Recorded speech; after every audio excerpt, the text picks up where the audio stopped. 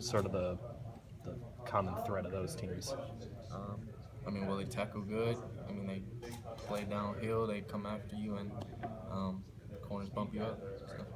So often you guys are disrespected in terms of the record you have, who you've played, the resume in terms of the college football playoff poll. And now all of a sudden, you guys are number 5, and it seems like they do respect what you did.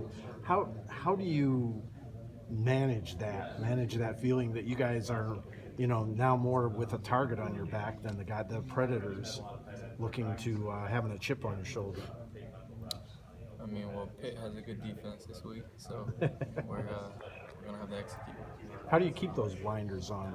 Human nature, wants you to look ahead to the promised land, a month from now. How do you keep the blinders on? How much discipline does it take? Obviously a lot, but we take it week by week and we focus on Pittsburgh this week and we move forward from there. Chris, obviously when people think receiver at Notre Dame, Will Fuller's the guy that everyone talks about.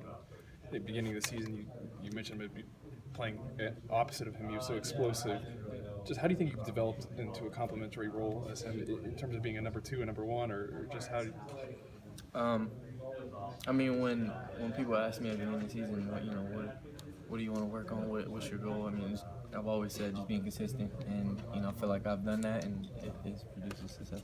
Do you think your role has changed from let's say Texas to now? I just feel like I've been in the right place and done my job, and I've been able to come up with goal catches. Just have you found that consistency? Do you feel more comfortable working, opposite of him? I'm completely comfortable, with where I'm at, and hope to continue to get better.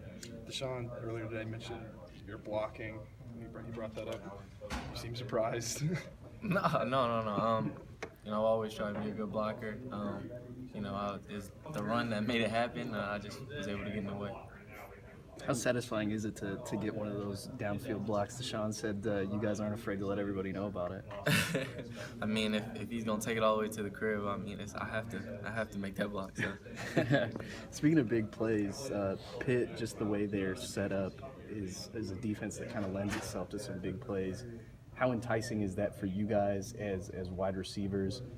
But also, how do you kind of temper that and make sure you don't, get too crazy trying to go for the home run ball?